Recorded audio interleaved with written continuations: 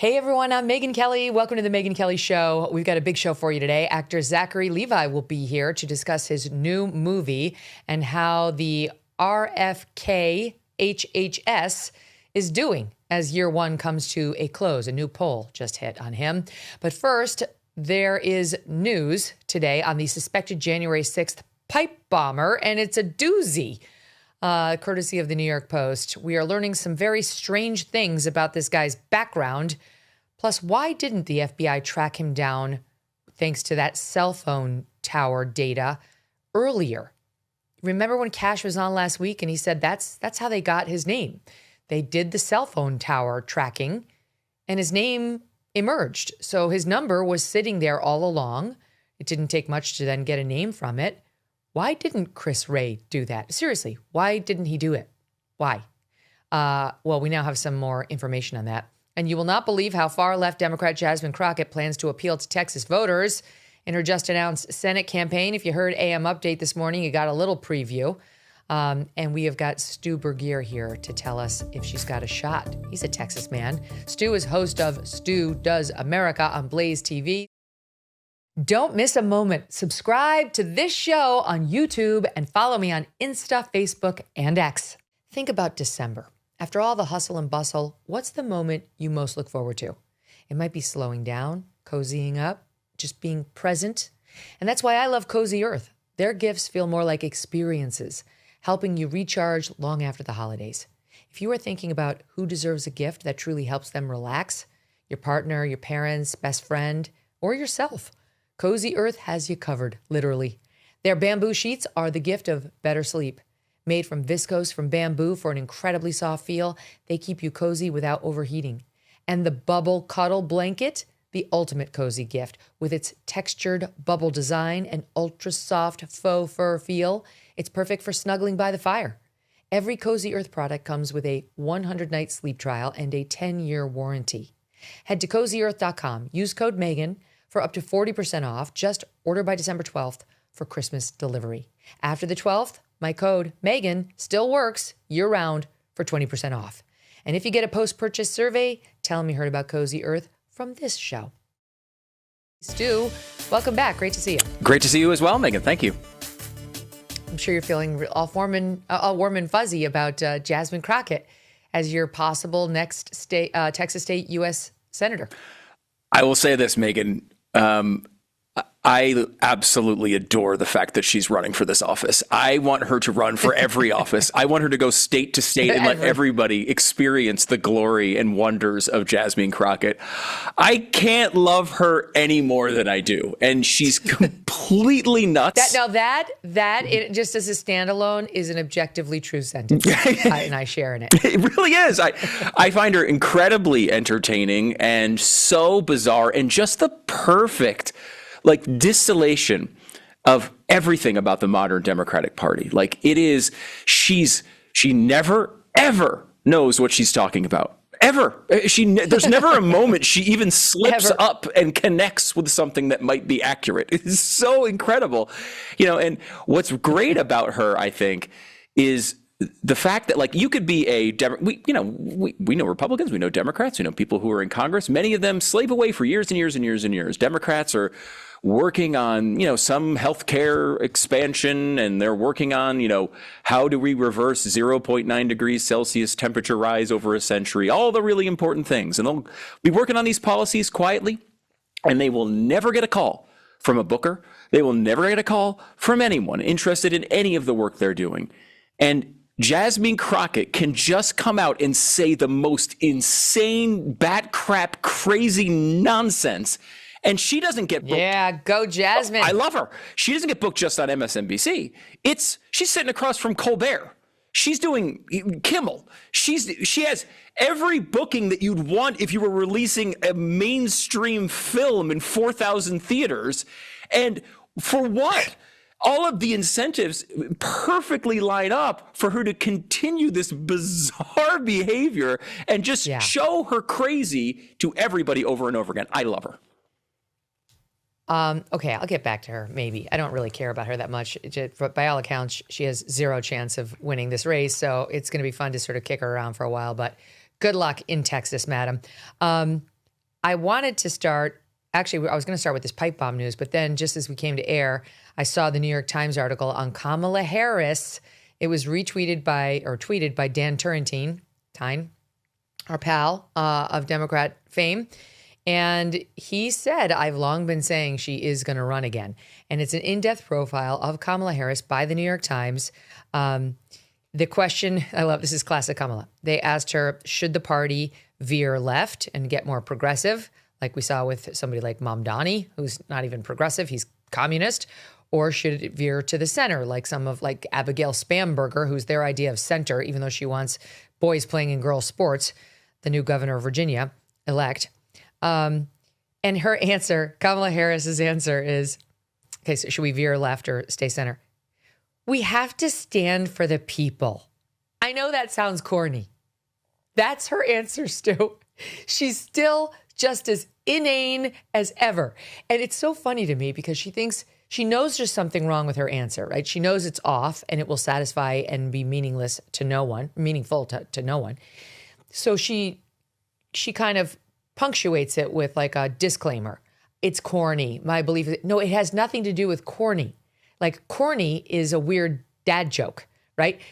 That's what corny is. This is just empty. It's utterly meaningless. It says absolutely nothing, which I will grant you is her signature. I mean, in and of itself, it's kind of specially hers.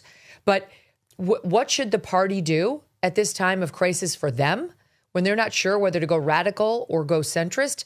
Then her answer is, quote, we have to stand for the people. It's so good. She hasn't improved. That's our takeaway. Yes, she is still the vapid zilch that we knew she was as she was running for president. And it is, she's kind of the reverse of Crockett in a way. Like Crockett, just every thought that comes into her head just comes blurting out. Like she's ranting about how maybe the solution to all of our problems is that we don't tax black people anymore. That's a legitimate policy proposal from a woman running for Senate in Texas. Okay, yeah, we should do racially based taxes. That's certainly constitutional. But beyond that, then you have Kamala, who is most of the time trying to do the opposite, right? Like trying to basically survive the moment because she's not quick enough on her feet to come up with a real answer. She doesn't seem to really have thought about basic things, about her campaign and her positions. Probably most famously, you'll remember. Like the future of her party?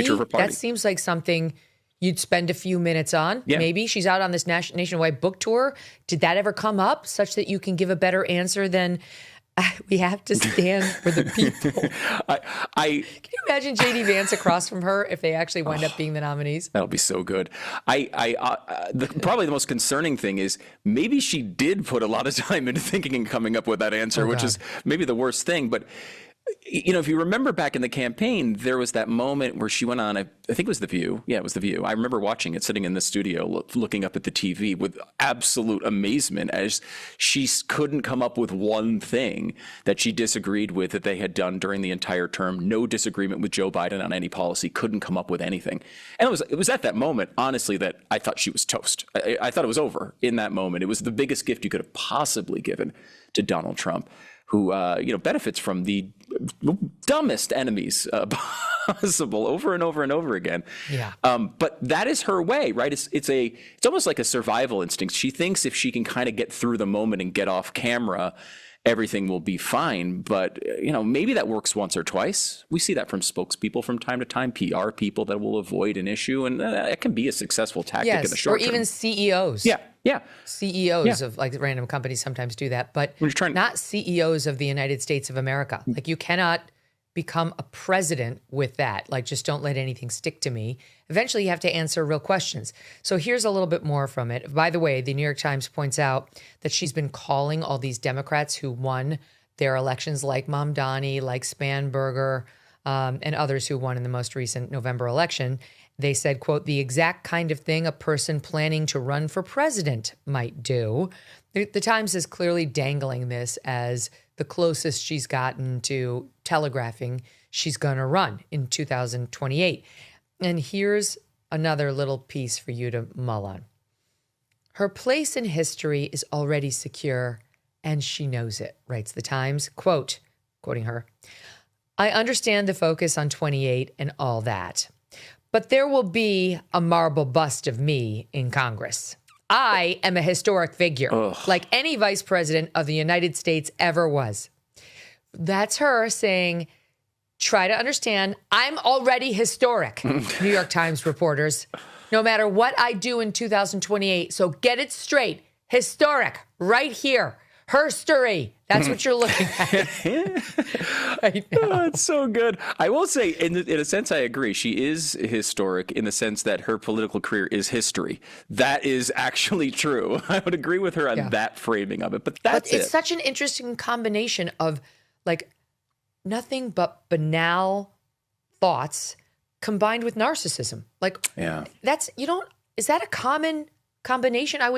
The Jasmine Crockett combo makes more sense to me, where you're loud, you're brash, you call attention to yourself with your words, you at least try to say things that you think are going to get attention, and then you're narcissistic. But like Kamala Harris, who like literally has never said anything smart or interesting, to be like, I'm historic, hello.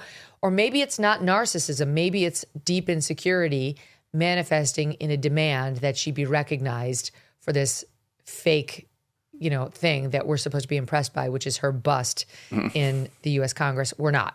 We're not. What do you think? Well, first of all, I'd like you to stop talking about Kamala Harris's bust. I don't think that's appropriate, and I don't like it at all. But I think it is. Don't like the way I feel.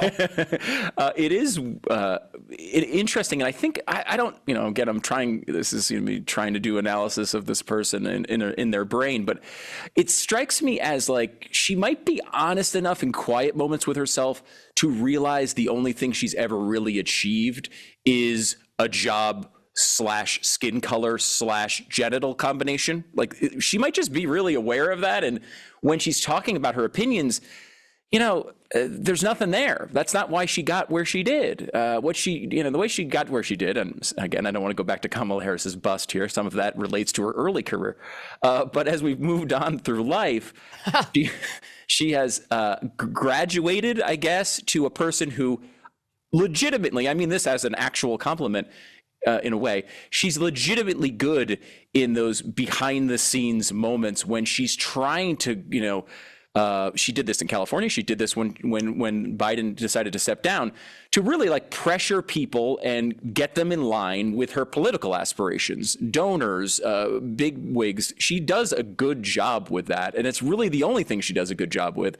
So really she can't talk about that publicly because that's not a skill that people appreciate. So the skill that they appreciate, I guess, is, hey, glass ceiling. Hey, first black this, first black that, first Indian this, like all the things that she comes up with on our identity. And she thinks that's going to win over at least Democrats.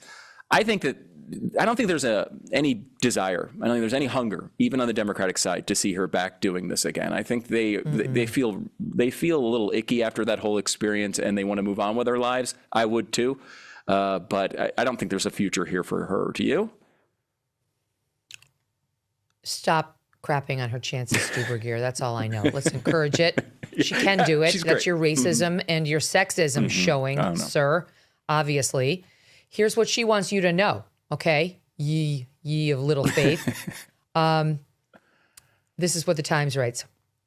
After years of being hailed as the future, quote, the female Barack Obama label came as early as 2009. What a joke. When she was still just a DA. Ms. Harris is suddenly at risk of her time having passed. Yet people aren't just showing up for her. They're paying to see her, writes the Times. Then they quote her. Thousands of people are coming to hear my voice. Thousands and thousands, she says. Every place we've gone has been sold out. Now, first of all, who talks about themselves like that? Like, I just finished a nationwide tour. Thousands came to hear my voice. Like, nobody talks about themselves like that, And I actually asked my team to take a look at like the average size of the venues that she goes to. 700, maybe like 1,200, 1,500. I'm sorry, but you should be able to fill that like just by saying you're going to swing by for 2 minutes as a former vice president. The fact that she's super proud, she's filling theaters that seat 700 is embarrassing. It's embarrassing. I mean, not for nothing, but out on our tour, we were filling 6,000, 8,000. Our last venue was close to 12,000. I'm not a vice president, and I'm certainly not the person who was just nominated as the, a party nominee who just ran for president. This is why she thinks she's relevant, and she's got to brag about it, right? Thousands and thousands to hear my voice. And the Times goes along with it, and they're paying to see her. This is a book promo tour, and there are almost always young Black women filling these audiences because to them, she's a hero, right? She's like, as she will quickly remind you, the first this, the first that, and represents a certain brand of identity politics that's super popular within the Democrat Party, and in particular, the Black female wing of it. Yeah, I mean, it's fascinating that she'd be excited about that, right? If she could have filled 10,000, 12,000 seat arenas like you did on your tour, I mean, I saw it in person, I saw it in footage in all cities across America. If she could have done the same, Megyn, I assure you she would have, right? This is not, they weren't we want to limit these sales. And what's fascinating is... And by the way, you had to pay to get into my events too. Yeah. They weren't free. So it's hello. Exactly. It was, people wanted to come to them. It wasn't, a responsibility to say, oh gosh, I just want to be a partner in history or whatever. But I mean, step back for a second here. This is a person who ran for president, won a vice president presidency term in the vice president office, and also just received, not that long ago, tens of millions of votes to be president of the United States against a person that everyone in her party absolutely despises and calls Hitler on a day-to-day basis. You'd think it'd be easy to fill a 10,000 seat arena in every city in America. I mean, she got a lot of votes. But those votes were out of sort of a default, right? People who just didn't like Donald Trump and were looking for any other option. There was never a moment of passion for Kamala Harris. I would argue even within the Biden administration. I mean, they spent a lot of their time trying to convince reporters behind the scenes how much she sucked at the job. So, I mean, I'm sure maybe her family likes her. I'm sure there's a few stragglers where you can fill small arenas or small, not even arena. Small, I don't know, venues, restaurants. I don't know what's a 700 seat restaurants, venue. Right? I'm sure that you can do that, but it is diners. Yeah, diners, drive-ins, and dives. You can do all those, but there's not much more beyond that. And even the people who cast the vote were doing it with a kind of shrugging their shoulders and please stop Donald Trump attached to it, and that doesn't create a movement. Again, you talk about the vapid speech. This is someone who's trying to be a leader, who's supposed to be a leader of the nation. You're supposed to have takes on major issues. That's supposed to be part of the reason why people want to come to you, and she just has none of it.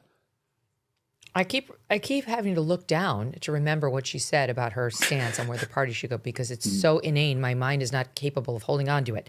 We have to stand for the people. I know that sounds corny. Stand for the people. Okay. By the way, that was her campaign slogan. Remember? Because she had been a DA. They, Kamala Harris for the people, that they used that many times in her campaign. So it's not even something she came up with. It's not something that's near and dear to her heart. It's something that she's parlaying off of. That's some campaign operative who got paid some of those $1 billion drafted for her. And now she thinks it's a profundity, like she always does with things that she says. And she wants to push it on us in the New York Times. Josh Shapiro is in the news on Kamala Harris right now. He's, of course, the governor of Pennsylvania. She took shots at him in her book. She was nasty about him in her book. She wrote how he came to interview for the vice presidential role, that Tim Walz ultimately got. And she paints him as kind of a douchebag, that he was basically measuring the drapes for his vice presidential residence and office upon the interview, to the point where she had to tell him, it's not a co-vice presidency it's not a co-presidency, Josh. And he was told about her book by a reporter who was with him, profiling him for The Atlantic, I think it was. And this person wrote about how that went over, where he said, hey, her book just did. Yeah, it was Tim Alberta in The Atlantic. And he said to Josh Shapiro, this is just last week, this is what she said about you. And then he said, did she give you any heads up about her book? Shapiro said, no, she didn't. Then I told him that Harris had taken some shots at him. Shapiro furrowed his brow and crossed his arms. Okay, he said. The man I observed, writes Alberta, over the next several minutes was unrecognizable. Gone was his equilibrium. He moved between outrage and exasperation as I relayed the excerpts. Harris had accused him, in essence, of measuring the drapes, even inquiring about featuring Pennsylvania artists in the vice presidential residence, of insisting, quote, that he would want to be in the room for every decision, end quote, Harris might make, and more generally, of hijacking the conversation when she interviewed him for the job, to the point where she reminded him he would not be co-president. She wrote that in her book, he said in response. That's complete and utter bullshit. I can tell you her accounts are just blatant lies, he writes. Then I asked, says Alberta, whether he felt betrayed. Quote from Shapiro. I mean, she's trying to sell books and cover her ass, Shapiro snapped. The governor stared past me now, shaking his head. As I began to ask a different question, he held up a hand. He looked disgusted. With me? With Harris? No. I began to realize he was disgusted with himself. I shouldn't say cover her ass. I think that's not appropriate. His tone was suddenly collected.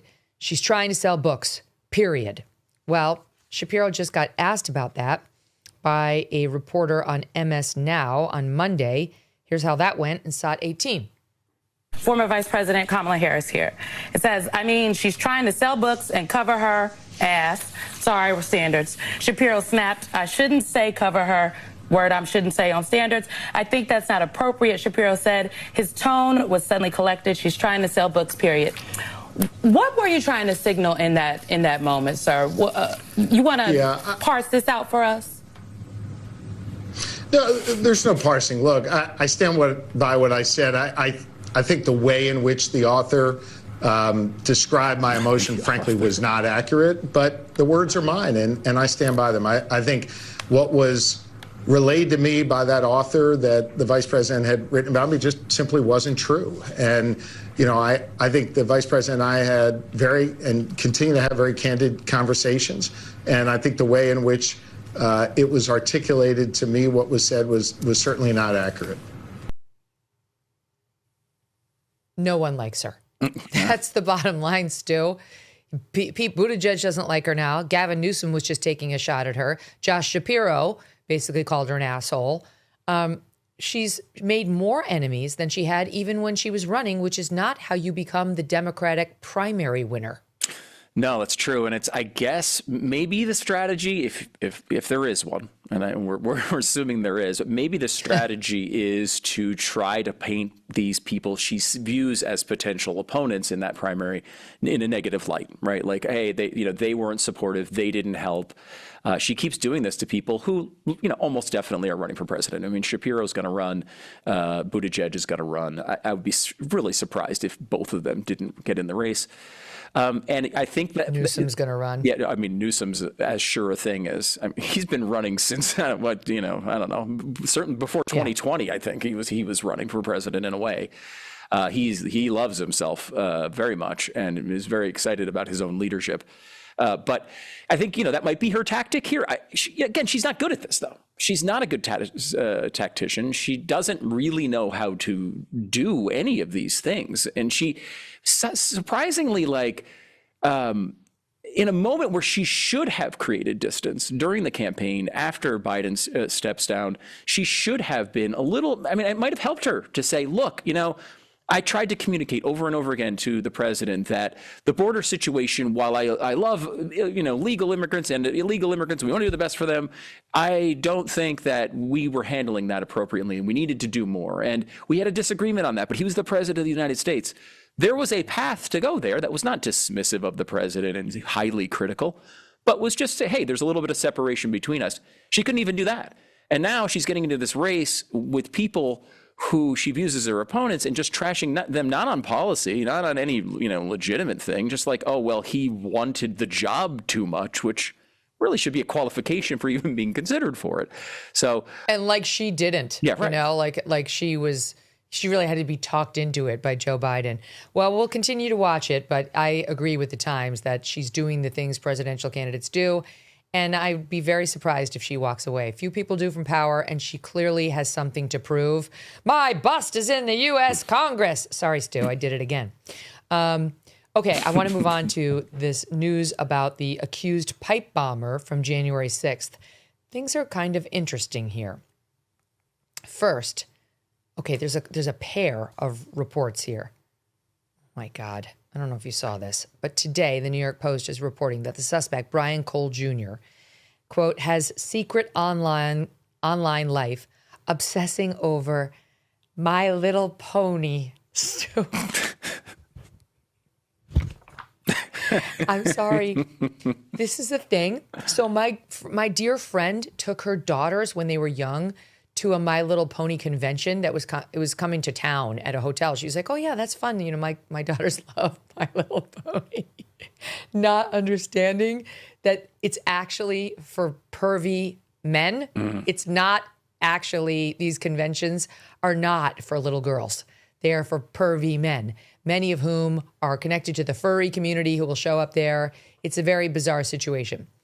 Now, there's no allegation in this piece that this pipe bomber is a furry, but what adult male is obsessed with My Little Pony? I'm sorry, there's something wrong with that person. And what the Post reports is he was I'm sorry, highly active My Little Pony fan.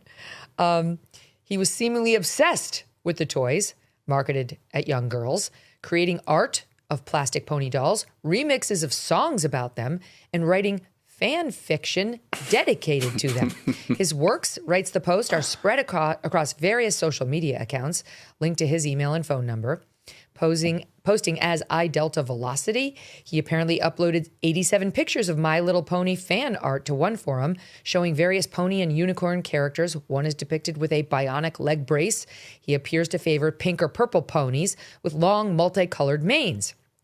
In one post, a Star Wars-inspired pony says in a speech bubble, "I'm not cute, I'm deadly," which Cole says is a line from a video game, Star Wars: The Old Republic. A Tumblr account focuses on My Little Pony art, which used one of his usernames somebody who has his username commented on a drawing of a pony with an M60 machine gun, writing, I'd give her an RPG. What can I say? Explosions are cool, referring to a rocket-propelled grenade launcher. Very interesting to have the potential pipe bomber talking about how explosions are cool in all caps. Then they explain to their audience, a man who is part of the My Little Pony community subculture is known as a brony. And they reference the fact that as of 2017, this is a large enough subculture that they were holding annual conventions. Didn't I tell you? And we actually pulled some video from one of those conventions just so you could get a look-see, Stu Burguiere. I mean, I know you haven't been, but let's take a little look at what you might encounter if you were to go to the next one.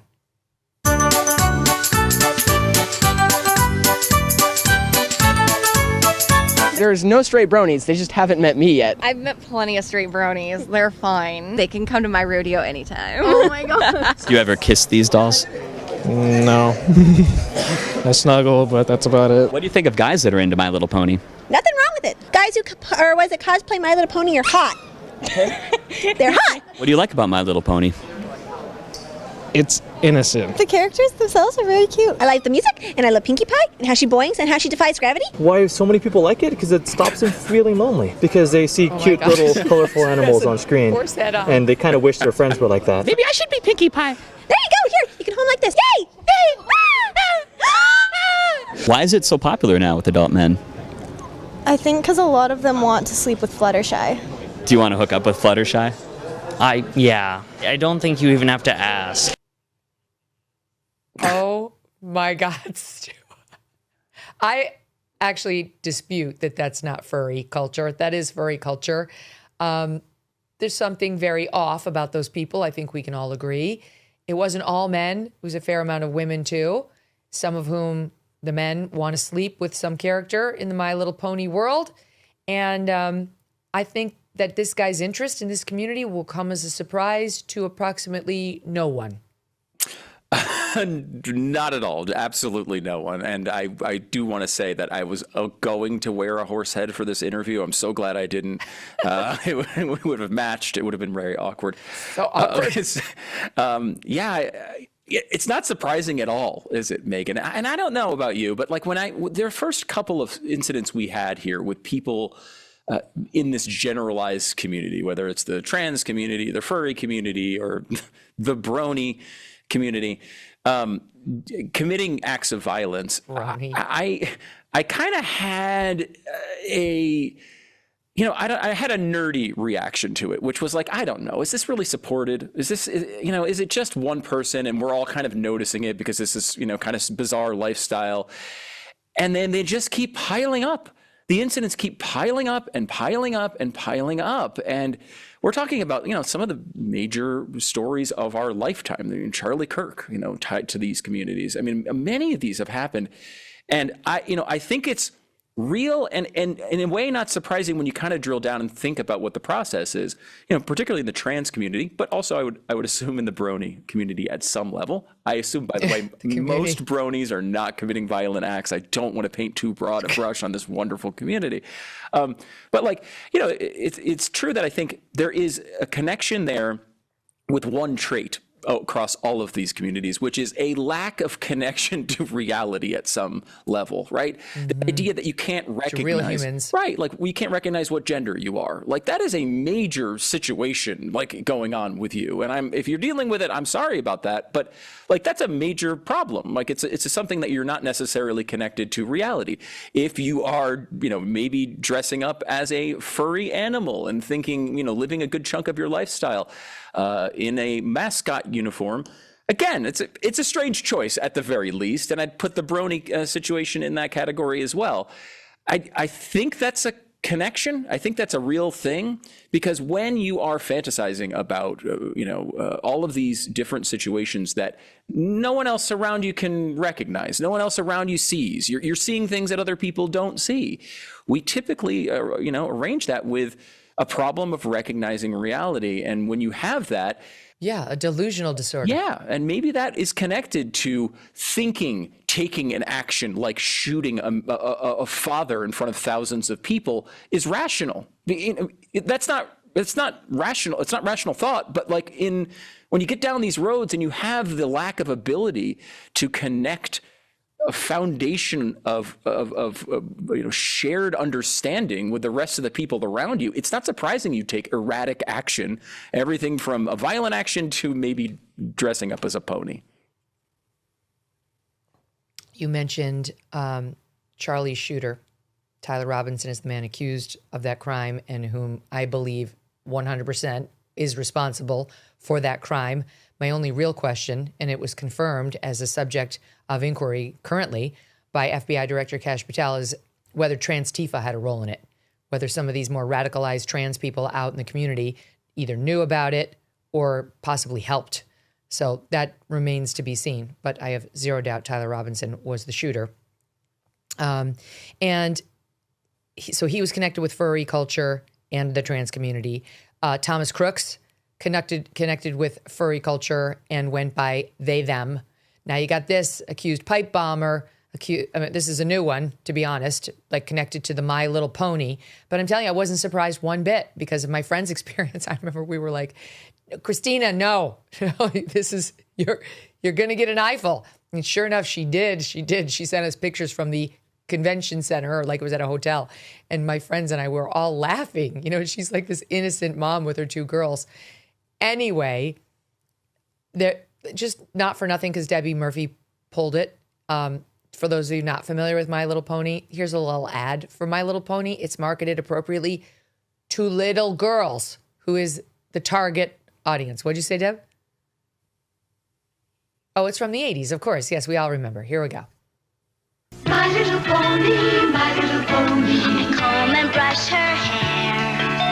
My little pony, my little pony. Tie a ribbon to show how much I care. My little pony, my little pony. I take her wherever I go. My little pony, my little pony. Oh, I love her so. Girls I love you, my brushing little the hair of their pony. ponies. My Little Pony, each sold separately. Collect them all. Yeah. Only now we have the modern day pipe bomber twist of, I give her an RPG. Explosions are cool. Trying to get either a machine gun or an RPG into the hooves of the My Little Pony. And there's more on this accused pipe bomber, Brian Cole Jr. A former high school classmate told the Washington Post that Cole had carried a My Little Pony backpack, and it will come as a surprise to no one, had been teased for it, because that is not something any normal, straight, non-furry man would ever do. And then the Post points the following out, New York Post. The subculture of bronies was very online and unique and attracted a lot of male fans who were breaking gender norms, which attracted a lot of attention, said Dr. Daniel Chadbourne, an assistant professor of psychology who wrote the book, Meet the Bronies, the psychology of the adult My Little Pony fandom. Okay, so he says a lot of male fans who are breaking gender norms. I'm telling you, it's all part of the same effed up mental sickness still. He goes on to say the subculture here was not generally sexual, but he's not surprised that within the community, some of its members are troubled. Someone who is disaffected is often going to look for spaces to engage in for a sense of identity and belonging. This is all further evidence that these truly, like, for too long, we've been treating them all as harmless little kinks or fetishes or just differences. And I'm sorry, they're not harmless. Like, they can be, but I would suggest to you that the majority of people who are drawn to furry culture, and certainly the people who find themselves declaring that they are trans, have serious psychological issues that you are better to stay away from. And we are better as a society if we can seriously treat early as opposed to indulging it. Now, I want to go on because there's actual news about this investigation that's very interesting, Stu, and it comes to us from Miranda Devine in a piece she posted on December 7th, 2 days ago, then updated yesterday. Okay, and it's about this alleged shooter, first from his grandmother, who says, quote, he's very naive, he's almost autistic-like, he doesn't understand a lot of stuff. She says he's slow. He may be 30, but he's got the mind of a 16-year-old. Now, that could be true, or it could be a grandma trying to say he's not smart enough to be a pipe bomber. Don't know. Then Miranda gets into the following. How did Christopher Wray's FBI allegedly miss the phone used by the suspect in the vicinity of the DNC and RNC headquarters on the evening of January 5th when the pipe bombs were planted? Because Kash Patel told me when he came on the show on Friday that he believes it was intentional, that it wasn't just a mistake, but not intentional like I don't want to catch a would-be killer, intentional of like, I want to focus on Russiagate. I want to focus on other things that are bad for Trump and not this anymore. But she asked this question in part because we saw in the FBI affidavit in support of this guy's arrest that Cole's cell phone, quote, engaged in approximately 7 data session transactions with his cell phone provider's towers between 7:39 and 8:24 p.m. in the area of the RNC and DNC on January 5th, 2021, locating him at the right place at the right time. That info was obtained by the FBI within weeks of the discovery of the pipe bombs. And she accurately points out it took the FBI nearly 5 years, though, to track down and arrest Cole Jr. Then she brings up the case of Steve D'Antuono. Steve D'Antuono, D''Antuono, was head of the FBI's Washington field office until his retirement in December 22, who was in charge of the crucial first year of the pipe bomb case, as well as the Capitol riot investigation. He was assigned to Washington 1 month before the 2020 election from his previous role in Detroit, where he ran the disastrous Gretchen Whitmer Fednapping case that resulted in multiple mistrials and acquittals amid claims of FBI entrapment. This is Miranda writing correctly. D'Antuono, who has since found a job at KPMG, also led the controversial FBI raid on Mar-a-Lago. This guy's like right in the middle of some of the most controversial FBI actions in history. In any case, in June 2023, he testified before Congress, claiming that the FBI had received corrupted data in the pipe bomb case from one of the 3 major cell phone carriers, and that may have been the reason the FBI could not find the pipe bomber. He said, and I quote, "We did a complete geofence, but there's some data that was corrupted by one of the providers, not purposely by them. It was just an unusual circumstance that we have corrupt data from one of the providers. Can't remember which one right now, but for that day, which is awful because we don't have that information to search now. So could it have been that provider? Yeah. With our luck, with this investigation, it probably was. Yet all 3 of the cell phone carriers contacted by the congressional committee now investigating the pipe bomb case confirmed to Congress that they, quote, did not provide corrupted data to the FBI and that the FBI never informed them of any issues with accessing the cellular data. So Mr. Duantono appears to have been either wrong or lying in trying to explain to them why the cell phone tower data was a dead end for them. Because they're saying, if you have a bunch of info from 2, but not from the 3rd, how do you know this is the full universe of people? And how can you really sort of cross-reference? And therefore, we couldn't find the guy. Well, it was no problem for Dan Bongino. And also, we just got this testimony like 2 months ago from the subcommittee or to the subcommittee saying there was absolutely no corruption of the data as that man testified under oath. So what is going on here? It's a great question.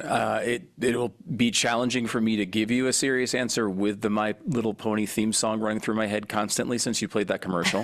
My Little Pony. It's a great ad. It's a great ad. So far, I have put Kamala Harris's bust and the My Little Pony theme song in your head, and this is a problem for more than just you, Stu. I'm sure many of our listeners feel the same. I think that's true. It's a fascinating story because the length of time it took for us to get to anything, right? There was so many bits and pieces of information that kept popping up about the pipe bomber, and we just never really got to anything. And it seems shocking because you'd think, with their desire to blame someone who supposedly liked Donald Trump for really anything, you think that would have been a target if that was real. Certainly doesn't seem like the information we have about this particular individual aligns with someone who would support Donald Trump, which is something I guess he said in an interview at some point, or at least he said that he thought the election was stolen, allegedly. We'll see if that proves to be true. But they presented... But then his grandmother came out and said he is not a Trump supporter. He's not political at all. Yeah. So, who knows? Could just be a crazy person, could be a conspiracy theorist, could be something else. Well, it's like Thomas Crooks. Thomas Crooks was hard left. He was hard right before he went hard left. He was Googling where Joe Biden was in the days leading up to the Trump assassination attempt. Then obviously he settled in on Trump.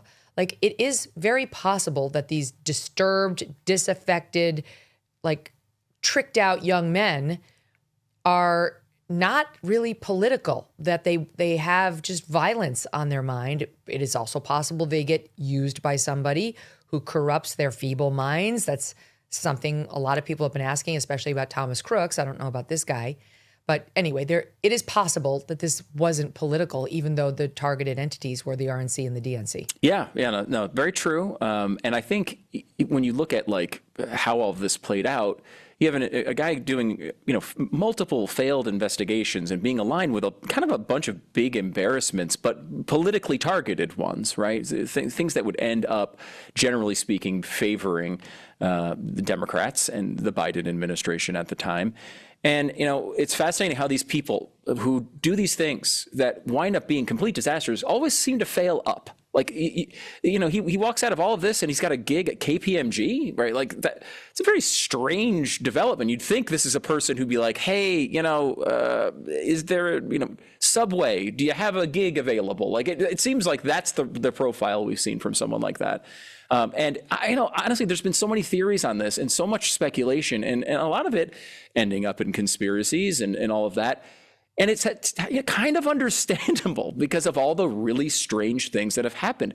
When government officials are telling us the data was corrupted, a new administration gets in and they are almost instantly able to get a hold of this data and explain to us. The data's fine. Yeah, it's fine. It's been fine the whole time. I mean, when you hear the data is corrupted, it's like, okay, well, we just got to give up. There's nothing we can do here. He's wearing a mask. He's fully clothed. He's got his face is covered. There's no way we're going to figure this out without cell phone data. And then, at the end of the day, we just have it, right? There were cameras in the area that were pointed towards the places that could have. That's another thing. Yeah. So that's another thing Miranda's pointing out, that all images and videos released by the FBI were low res and choppy. Yeah. This is before. She points out Mike Benz, a former State Department official during Trump's first term, and an executive director of the Foundation for Freedom Online, also claims a blur bar or pixelation effect has been laid over the suspect's eyes in the footage that shows him looking directly at the camera while sitting on a bench outside of the DNC building. Judging by the video, it might also be goggles, but either way, nobody recognized the suspect, perhaps by design. But now this FBI takes over, and before we know it, they've got, better pictures of him, higher res. And she also points out that by the end of February 2021, the Bureau had begun actively diverting resources away from the pipe bomb investigation. They did have other priorities under Joe Biden. They were tracking grannies at abortion clinics. They were tracking parents at COVID meetings who literally just went over their allotted time. Not making that up.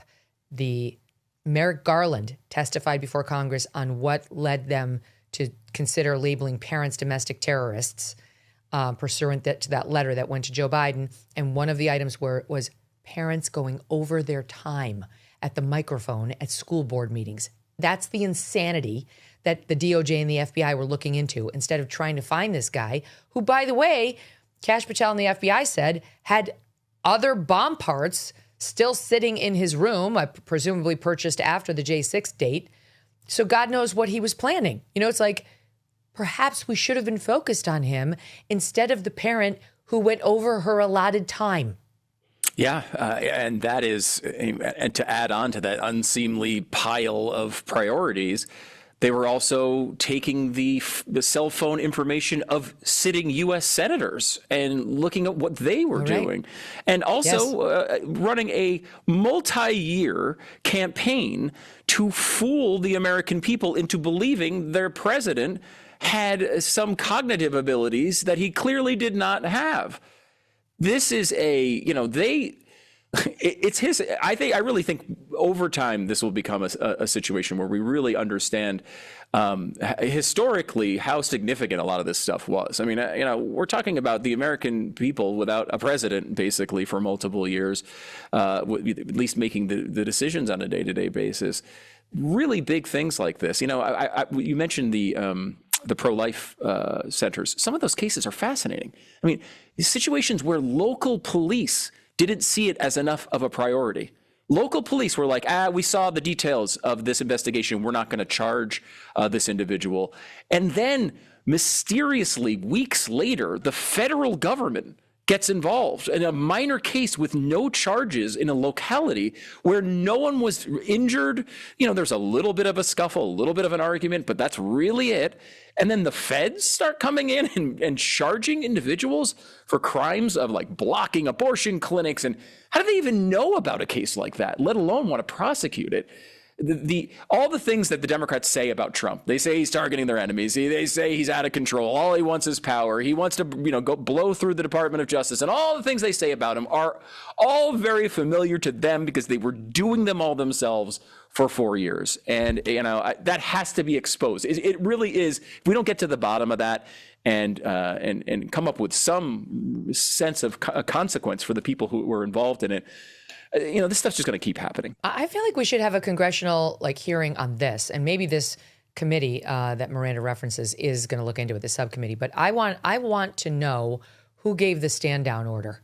If one was given, or was it just a generic hey, we're all moving on. Hey, here's 20 other things for you to focus on, so you're not going to look at. But it is weird that they were making progress and getting somewhere on the investigation, and then suddenly they had no interest in it. Look, I only know two things. We have to stand for the people. All right, that's number one. I know that. And I know this, Stu, as we go to break. I know this. Watch. My little pony, my little pony, comb and brush her hair. My little pony, my little pony, tie a ribbon to show how much I care. My little pony, my little pony, I take her wherever. Yeah, there you go. It's for you to marinate on until we come back, which we will do in just a couple of minutes. Be right back with Stu. I've been talking a lot about Riverbend Ranch because I love their steaks. This holiday season, express your love with a very special gift of premium steaks from Riverbend Ranch. They have spectacular beef bundles that are wonderful gifts to friends and family. Their prime rib roast and holiday bundles are only available while supplies last, and they are going fast. For the last 35 years, Riverbend Ranch has been creating an elite Angus herd by using ultrasound technology to identify genetically superior cattle with a focus on flavor and tenderness. All Riverbend Ranch cattle are born and raised in the USA. They never use growth hormones or antibiotics, and the beef is processed right at the ranch in their award-winning USDA-inspected processing facility. Avoid the costly middlemen because the beef is sent directly from Riverbend Ranch to your home. This is not your average Black Angus beef. Order from riverbendranch.com. Use the promo code Megyn for $20 off your first order, and let me know what you think. That's riverbendranch.com, promo code Megyn. Stu, our friend Piers Morgan sat down with Nick Fuentes and did the interview that everybody wanted Tucker to do with Nick Fuentes. And I'm sure this is going to make everyone super happy and put to bed the controversy of Nick Fuentes and his appeal. Oh, wait, no, it won't at all. But here's a little taste of how it went. Take a listen here to SOT 12. Just to clear up one of the many theories about you, I've no idea what the answer is and you haven't got to answer. But are you actually attracted to women? I am attracted to women. You're not gay? No. But I will say that women are very difficult to be around. Okay. So there's that. And do you think they should have the right to vote? I do not. No, absolutely not. They should stay at home? Well, yeah, absolutely. So basically, you're just a misogynist old dinosaur, aren't you? For a young guy. Yeah. I mean, I know I'm the boomer. I know I'm the boomer here, but actually, you're a 27-year-old dinosaur, aren't you? Aren't you, Nick Fuentes? All women. I am. All women are annoying. All women grow old. They all get fat. Says the guy. Have you ever had sex? No, absolutely not. Wow. Says the guy who's never got laid. Okay. It's interesting, you know, Piers did his thing, but honestly, I don't understand the value that comes out of any of it. I got to be honest. I love Piers, but like, I don't get it. I don't think this is worth doing. I just think if you don't like Nick Fuentes, you should ignore Nick Fuentes. I don't think people hearing, and here's another soundbite. This is him on Hitler. It's not going to surprise anybody. Here he is. You think Hitler was very fucking cool? Yes, I do. One of them. And I'm tired of pretending he's not. Well, to be honest, this is the problem, you see. It's a bit like when you just say, I'm a racist. You're a racist who thinks Hitler's cool, but you're not anti-Semitic. If you're a Jewish person watching this, what are they thinking? Just one more, Stu. Here he is. One of the things that was airable, if you go to his show, the stuff's not airable, his thoughts on blacks. This is where you talk about Jews, women, and blacks. Let's just take a listen. They're always coming up with, no, it's not the Jews. No, it's not women. No, it's not blacks. It's actually really complicated. No, it fucking isn't at all. Jews are running society. Women need to shut the fuck up. Blacks need to be imprisoned for the most part. And we would live in paradise. It's that simple. Okay. Would you like to clarify what you meant there? That's all true. That's 100% true. Everything I said in that clip is true. Including that blacks need to be imprisoned for the most part. Yeah. Yes. Okay. So I don't like, what are your thoughts? Because I just don't, I love Piers and he does a lot of controversial interviews and it's kind of part of his brand. But for me personally, like I see absolutely no redeeming value in doing this. Yeah, I mean, first of all, can we go back to the bronies? Can we talk about that instead? Is that possible? That was the cleaner, Right. nicer portion of our time today. Yeah. You know, look, I obviously his views are awful, and I think it's quite obvious to everyone who's awful that it's awful. You know, Piers can program his own show, just like Tucker can program his own show, and you can program your own show, and I can program mine. You know, some people think this is interesting. I think there's a lot of views on this where it's like, oh God, his views are abhorrent. I fully agree with that. People question about whether his views are somewhat, I don't know, manufactured. Is it partially a shtick? I don't know. I don't know the guy, and I don't want to know the guy.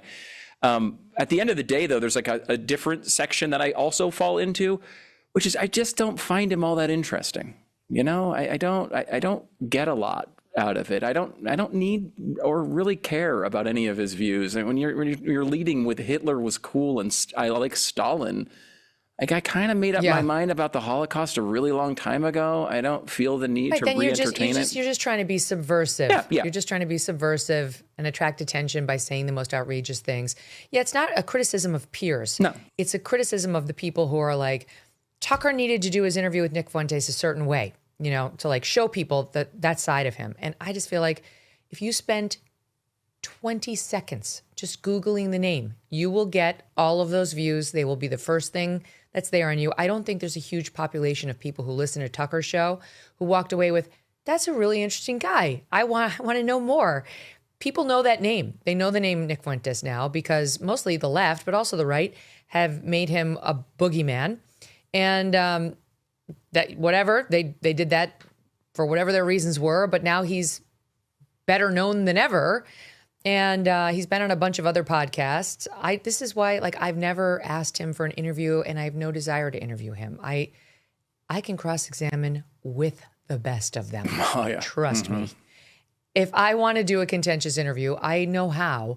This just seems pointless to me. Like, to me, it's like you want to cross-examine reasonable people who are taking an outrageous position on something, you know, like someone who's like gettable, someone who you might actually find fundamentally decent, but who's just gone like off the deep end on something. That's somebody I would talk to, but I don't really want to talk to crazy. And I don't really want to talk to, I'm just subversive looking for attention.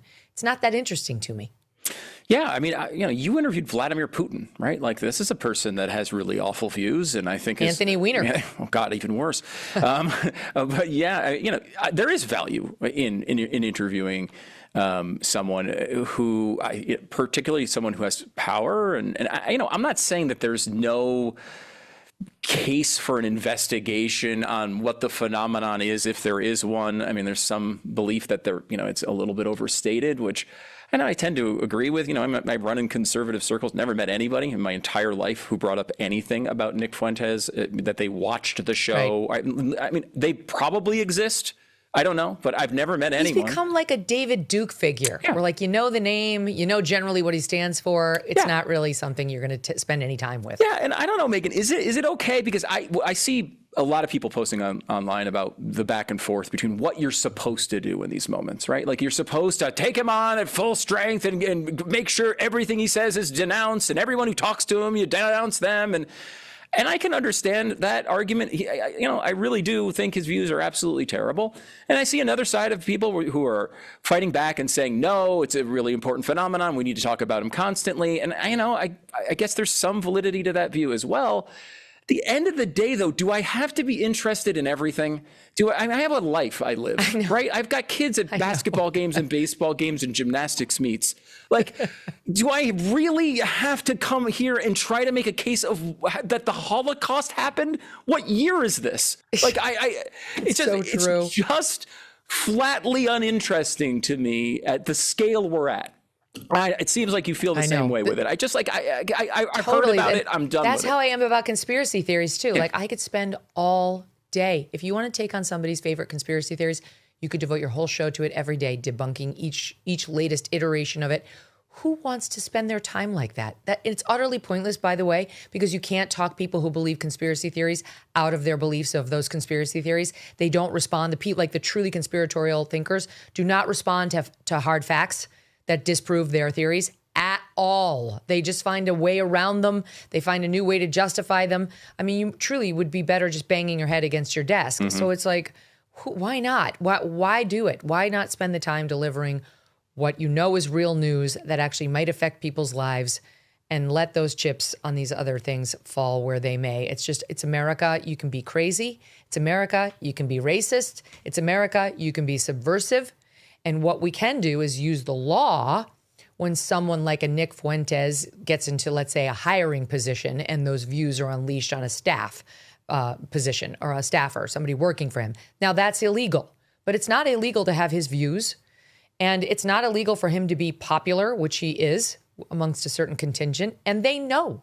That contingent knows better than you and I know what he actually stands for, because he makes zero attempt to hide it, especially on his show. So even if you go over to Tucker's show or whoever's show and you manage to act like you're kind of a normie, as soon as somebody tunes into your actual show and you're Nick Fuentes, they're going to hear exactly what you stand for. He is not shy on his show. He says it all. It's shocking.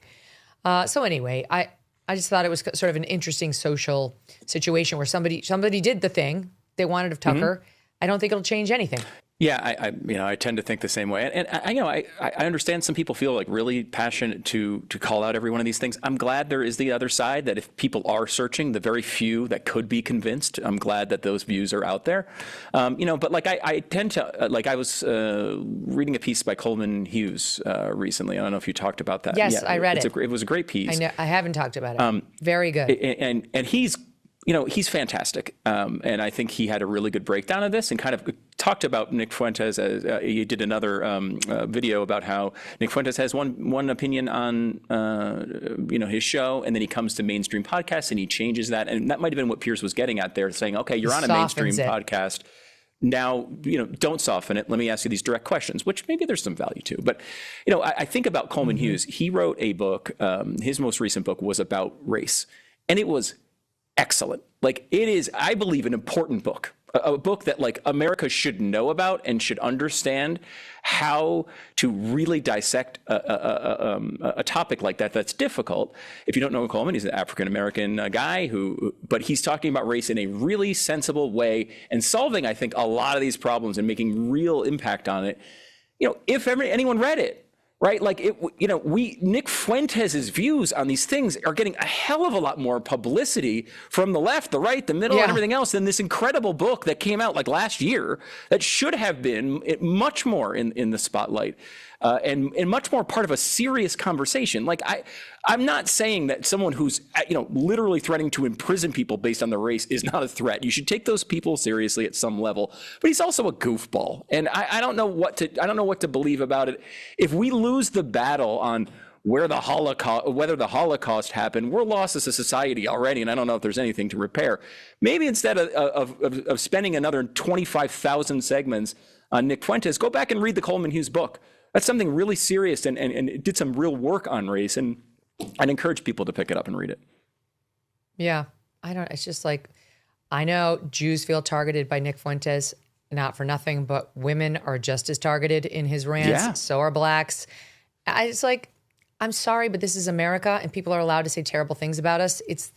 That's life. It's fine. They think he's been mainstreamed. I don't think he's been mainstreamed. I think Tucker took a look to see why he was growing in popularity.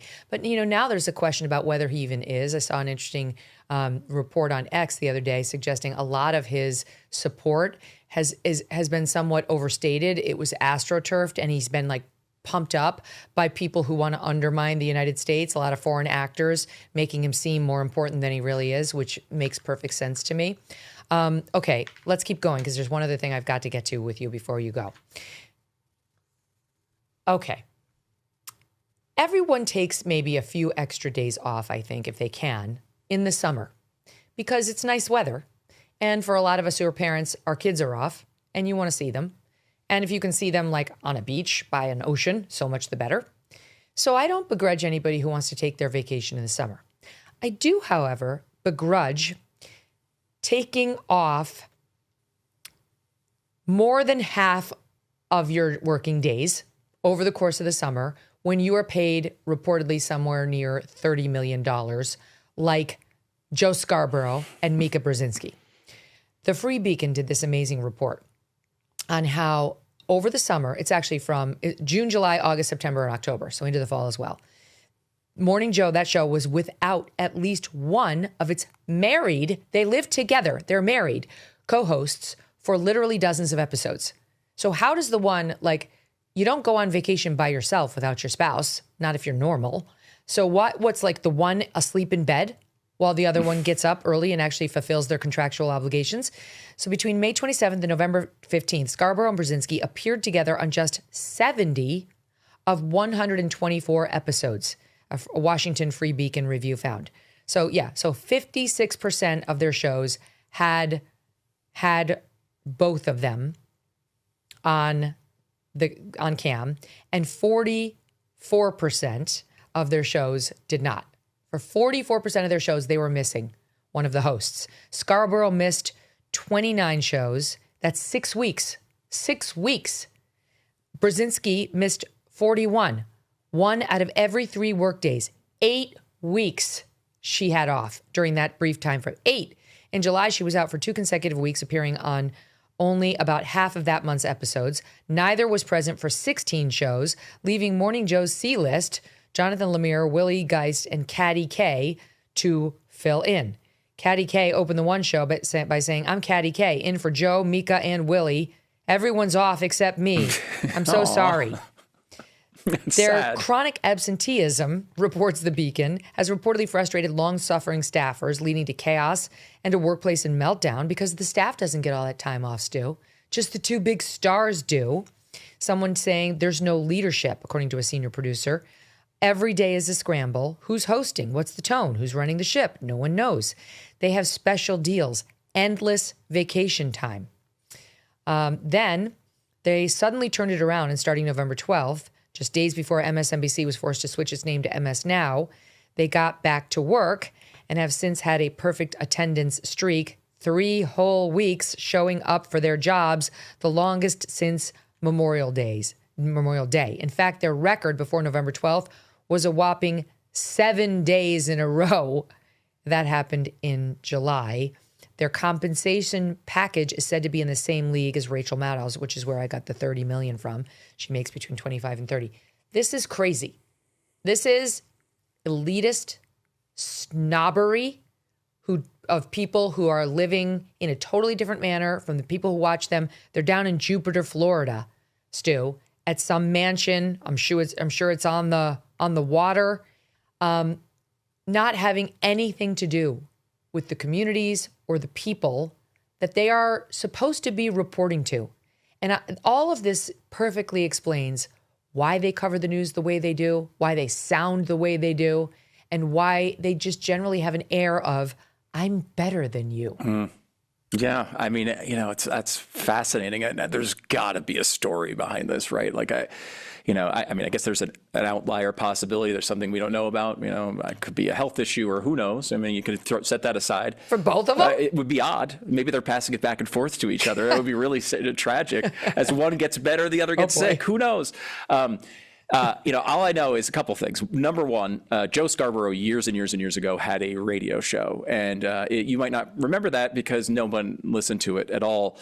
But when the show was at one point was taken off the air, he, instead of saying what I believe to be the truth, that his ratings were so terrible that he was just getting canceled, he came up with this elaborate excuse that the show, which I believe was 2 hours long, needed to go into a hiatus in order to figure out how to add a 3rd hour.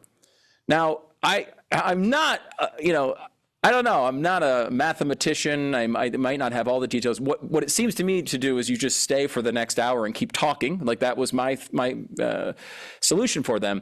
You'll be shocked to hear the hiatus never ended. They never came back with a 3rd hour, which, he has a history of, making things up and, excusing bizarre circumstances behind the scene.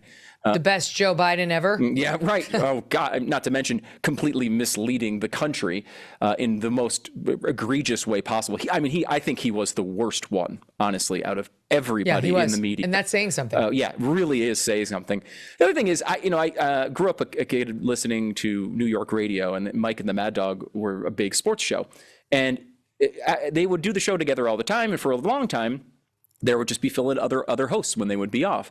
And then it started developing into a period where one would host while the other one went on vacation. And then they would come back on the other side, and it would be a reverse.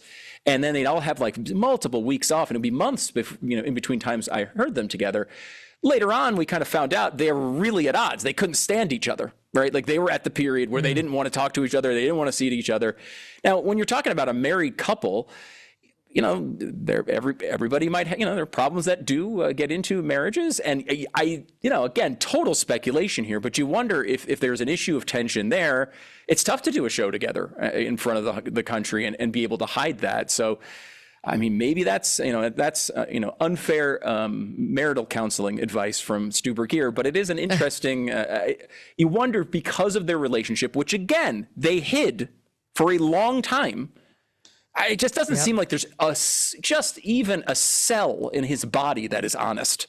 And, maybe that plays in here. It's so lazy. It's like hard work is what gets you ahead in life. And even when you're at the top, hard work is what is important to keep you there. And I think also to keep you the respect of your audience. Like I take 2 weeks off in December, right? The Christmas, New Year's break. And the first week of those, I prepare taped new content for my audience because I respect them and I want them to have something to look forward to, something new, especially at a time when there's very little new coming in the podcast world. And in June, the same. We take a family trip every June, all 5 of us, and we do the same. We do 1 week of new content. So literally, should be only 2 weeks of true vacation time where the audience is not getting new content. They're getting like a best of. That's not because I loved taping double shows in a month like December where I'm just as busy as everybody else. It's out of respect for the audience and the relationship that we've built, and I just think this is so disrespectful. I cannot imagine in a summer taking off 8 weeks. And it also underscores how unimportant they are to their audience, Stu. Yes. I would get complaints from my audience. I do believe if I took 8 weeks off in the summer, I think they start writing in like, what happened to you? And they'd start looking for other broadcasters. It's like, can't go 8 weeks without getting your news from someone you trust. These two don't give a shit. They don't, and apparently neither does their audience. Yeah. That's fascinating because I hadn't heard from anybody that they were taking time off until this Free Vegan Beast came out. But you made the point there, which I think is interesting, and I will quibble with a little bit, which is that hard work, is what gets you ahead and keeps you on top. What in Joe Scarborough's life shows any evidence of that? He has risen to these levels where he's making $30 million. For a leftist yeah, it is. TV presenter. They live in a different world, and it goes back to several of the people we've talked about today. Jasmine Crockett, Kamala Harris, all of these people learned the same lesson, which is if you believe the right things and you get in front of the camera enough, great things happen, and you're never held to account for any of your actions. Your audience doesn't really care. It's repetitive on the left, and you keep Karine Jean-Pierre. Karine Jean-Pierre is maybe the ultimate example. The investigator we talked about earlier. All these people seem to fail up, and Scarborough has held this gig for a long time with no audience. An audience that's a tiny None. fraction of what you have. And that's because the people who listen to your show care about what you say and are here to understand the world, where the MSNBC audience is, you watch that show. Half of the interviews, because we have it on one of our monitors here, half of the interviews are with like kind of no-name actors in movies that are coming out from major studios that aren't really getting any attention. And it's like, why would they put that on the air?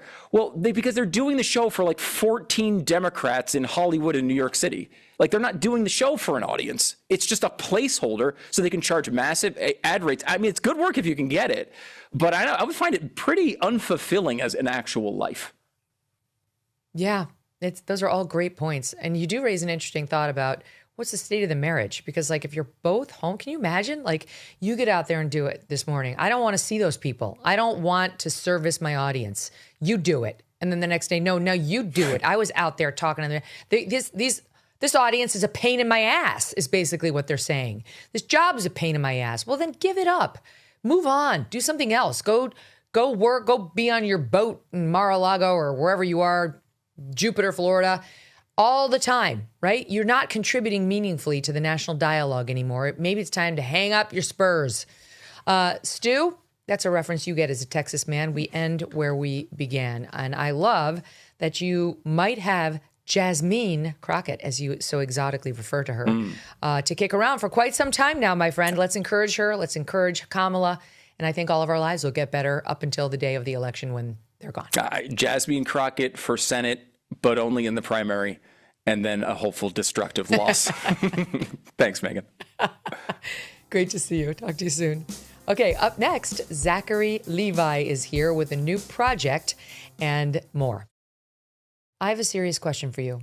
What's the smart way to protect your home and family when it comes to break-ins? Well, it's not about how you respond in the aftermath, though that's what most security companies would have you believe. No, the smart way to handle it is to prevent a break-in before it even happens.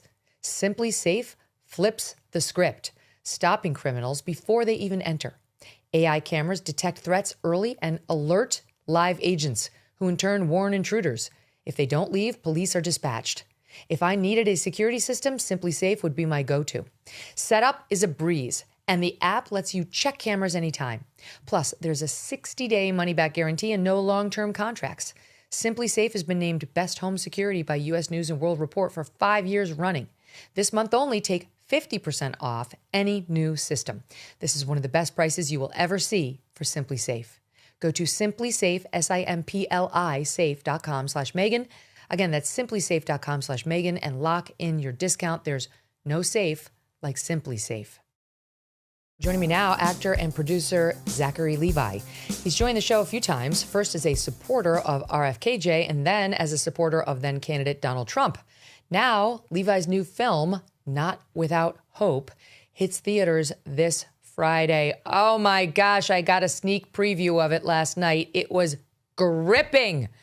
The film tells the tragic true story of 4 best friends who went out for a fishing trip only to be lost at sea in the middle of a storm after their boat capsizes. Here's some from the trailer. We're gonna be all right. We're 4 big, strong men. Well, you can't bench press the ocean. Look at this haul. This weather is not good. We gotta wrap it up. Nicholas, it's Mom. I know you went out fishing this morning. This big storm's supposed to hit. Love you, hon. Bye. We have some men out in the open water. 4 men in the middle of a giant storm.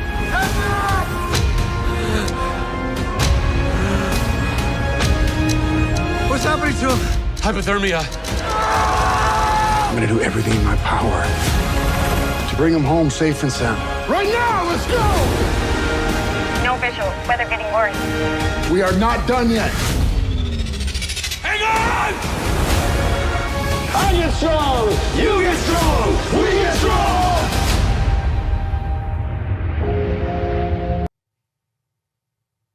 Oh, Not Without Hope, again, is the name of the movie. Highly recommend. Zach, welcome back to the show. Hi, thanks. Good to see you. How's my favorite talk show host? Oh, thank you so much. I'm doing great. I loved the movie. It reminded me of The Perfect Storm. It was about friendship. It was about perseverance. It was about hope, but also like the element that scares us all, Mother Nature, the ocean, that comment about you can't bench press the ocean, and just how small we all feel when we encounter one of nature's angry days and how powerless we are against the elements. My gosh, what was it like shooting this thing? Because you are in the water like the whole time. Yeah, basically the whole time. So we shot it in Malta in a massive water tank that was filled with actual ocean water. So it was freezing. It was freezing water. We were in that tank, the 4 of us, for about 3.5 weeks, mostly shooting at night. And listen, no matter what we encountered, it was nothing compared to what these actual men went through and the loss of their lives. We were surrounded by emergency divers and medical teams and all that kind of stuff, but it was grueling. It was the most intense physical experience I've ever had as an actor. It was part of the reason I signed up for it. I wanted to be challenged in a different way. But I remember reading about this, or seeing this story on the news in passing, that these 4 guys had gone on this fishing trip. 2 of them were NFL football players. That was kind of what made it so notable. And I remember just feeling so gutted for them and for their family. Like, what a tragic way to die. And then the script came across my desk, and I, read it and learned about all of the harrowing details of it. And I just thought, man, I feel like this is a story that's worth telling. I mean, it's harrowing, it's frustrating, it's angering almost that, so much of this came down to an anchor, getting their anchor caught ultimately. And that ultimately them trying to dislodge that, capsize the boat, they get caught in this storm. And Nick Schuyler, the character that I played, he was the lucky one. He survived, and he was able to write the book. And then now this is the story that's based on that book. And I believe that we have, not just honored Nick, but honored the lives of these other gentlemen, Marquise and Corey and Will, who passed.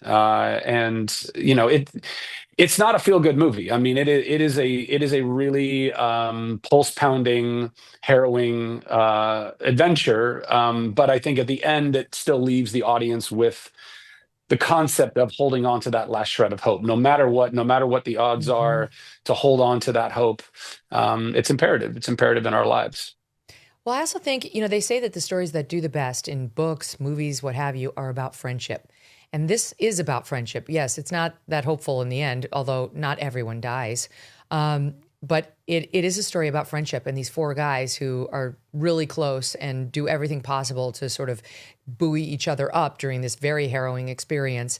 And then the sole survivor who takes all of those memories with him and winds up writing a book and going on a book tour here. His name is Nick Schuyler. That's who you played. Mm-hmm. He gave, the actual guy, an interview to Larry King back in 2010 talking about like the hypothermia, which the movie does a very good job of documenting as it set in on these very big NFL players.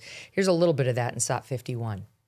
Will was able to retrieve a few life jackets and a throw cushion. And so why didn't that save people? It had nothing to do with the drowning. It was the hypothermia.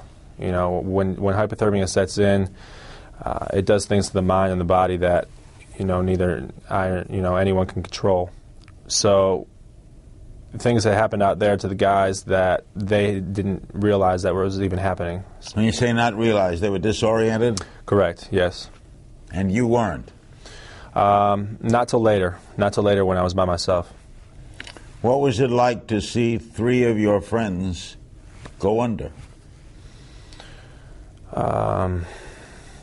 It was probably the worst thing I could ever imagine for anyone else. It's really indescribable, and words don't do justice, but, particularly how those guys, went, and to sit there absolutely helpless and defenseless and not being able to help them or get help or whatever, it was definitely heart-wrenching, and looking into their eyes once again, them not even knowing what was going on, was definitely difficult. All such young, strong guys. Did you get to meet him, Zach? Yes, I did. Nick was the lucky one in this ordeal, and I was the lucky one in that I had a living counterpart that I could, I was able to have a few phone calls with him before we filmed and pick his brain and heart about what was going on in him during that time. As you can imagine, it was, and as you see in this interview, it was an incredibly traumatic experience. And with trauma, there's a lot of memories that are repressed. So it was difficult for him to recall a lot of all of those feelings or thoughts that he was having. But I was able to glean what I could from that. And then he was also able to come, he and his wife, Paula, who was his girlfriend at the time and is in the film, they came and visited us in Malta. And so we were able to, kind of visit with them while they were out there, which was a very surreal experience for everyone. I mean, it was very surreal for them as they're watching these scenes being reenacted with his friends dying again. And it was surreal for us to be doing that in front of them. But I think that there's something, I don't know, there's, when you're doing a movie like this, where you are honoring real people, that is the first and foremost, that is the audience that you are trying to please, to honor, to make sure that you're telling that story as authentically as possible. And I believe that we did that. And I hope that we've honored Corey and Marquise and Will and their families in this. I know that Marshall and Quentin and Terrence gave everything that they could. They did not have their real life counterpart to be able to, interface with, to dig into those characters. But I know they did everything they could to try to bring them authentically to the screen. And we all bonded greatly while we were in that tank. I mean, you can't help but bond because we really were freezing, and we were huddling up during the take, after the take, between takes, just trying to stay warm. And again, I'm not trying to paint this as if we were in the same peril that those gentlemen were in, but No, but it was a gnarly experience. I mean, that's grueling for you as an actor. I remember Kate Winslet talked about that after she shot Titanic, about how they went through a lot of that themselves, like near hypothermia from the scenes she had to do immersed in water for hours and hours on end. So it can be somewhat dangerous and unpleasant for the actors. Of course, that's not to compare it to the actual. Yeah. You mentioned that scene where the boat gets caught, where the anchor gets caught. And honestly, that's what reminded me of The Perfect Storm, that and some of the waves that came after when the guys were floating. That too doesn't have exactly like a hopeful, like a positive ending, but it's one of those movies that stays with you, based on the book written by Sebastian Junger. We have a little bit of that scene cut. You need to see the whole movie, which is called Not Without Hope. It hits theaters this Friday. Go see it. But here's a little bit of that moment in just a gripping scene. I think it's SOT 49. A little more, Coop, a little more. Yeah.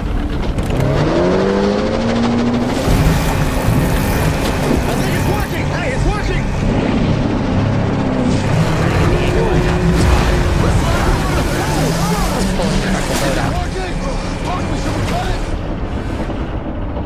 Hit that shit, Goop! Hit that shit!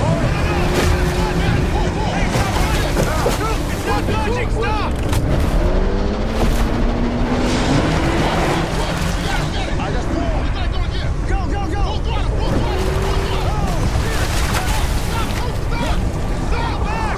Bow of the boat is straight up. And now it's flipping back.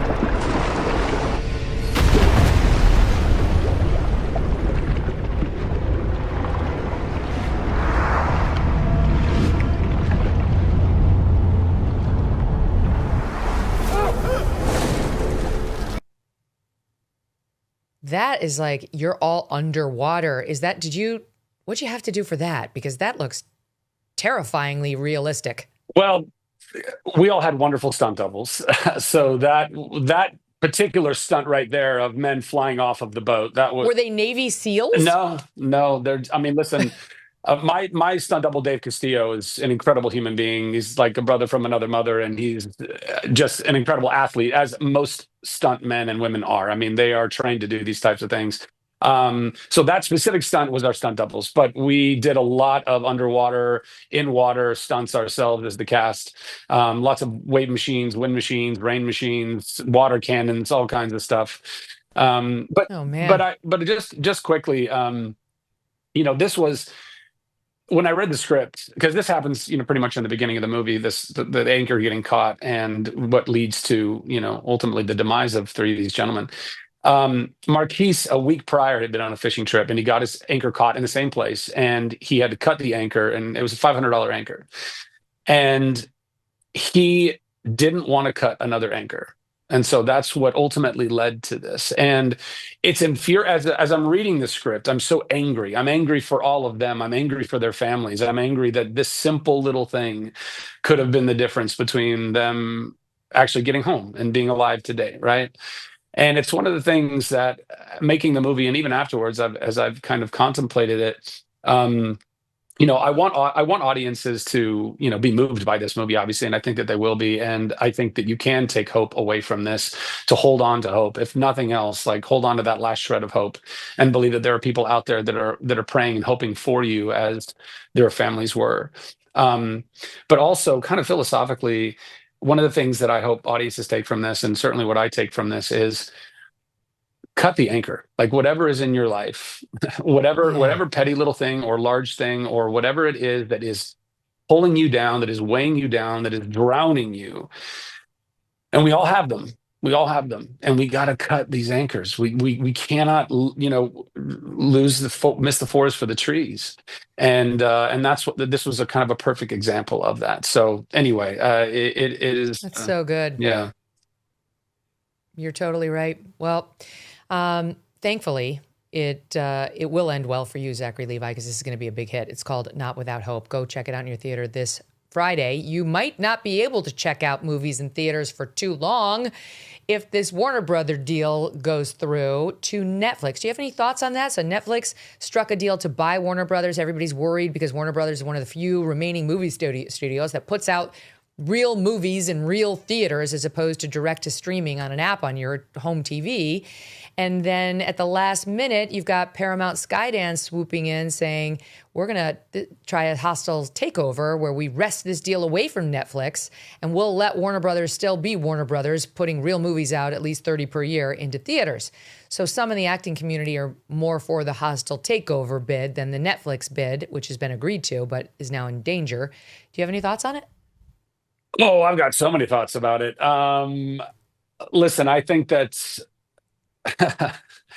I think that we're already in really dire straits, right? We have such a consolidation of power. It used to be 50 different companies that represented the entertainment industry, and now it's basically down to 5, 6, something like that. And this is why we have antitrust and monopoly laws on the books, is to ensure that we don't have such a consolidation down to just a few powerful entities that are controlling everything within any individual industry. I don't love the idea that anybody's going to buy Warner Brothers, to be perfectly honest. Warner Brothers has been a home for me for many years. I did Chuck there for 5 years. Shazam, both films, these are Warner Brothers DC films. I love Warner Brothers as a studio. I have a lot of friends there, but they've also been going through lots and lots and lots of issues over these last 10 years. First with the AT&T deal that was not good for them, then with the Discovery deal that, ultimately with all of these consolidations, lots and lots of people are losing their jobs. More and more, I think great art is not being made. I think with the Netflix deal, it's particularly troubling because they don't really care about theatrical release. And I think that theatrical release is imperative for us. I think that not just from a financial modeling or, allowing filmmakers and artists to be able to, make a living making movies that go into theaters that people pay for tickets. But when we don't go to theaters, this is something that's, I think, driving us apart. Part of the theatrical experience for decades is that you go to a theater and you are surrounded by strangers, people that don't look like you, don't agree with you. It might come from different political or religious backgrounds, whatever it is. But you know that you can go watch the same movie and laugh in the same moments and cry in the same moments. And what that does is it reminds you, either consciously or subconsciously, that we're not all that different. And so when we don't go to the theater as people and we don't enjoy these things as a collective, we lose even more of that connective tissue. And I know that Netflix is, Sid Sarandos has said as much. He said, I think we can do film windows that, theatrical windows that are like a week or 2 weeks.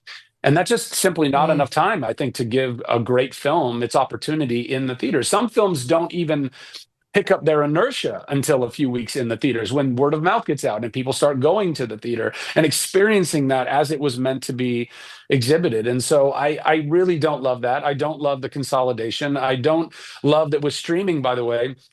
This is another issue that we have, and something that I'm actively trying to solve for. We don't own anything anymore. We're all just leasing everything.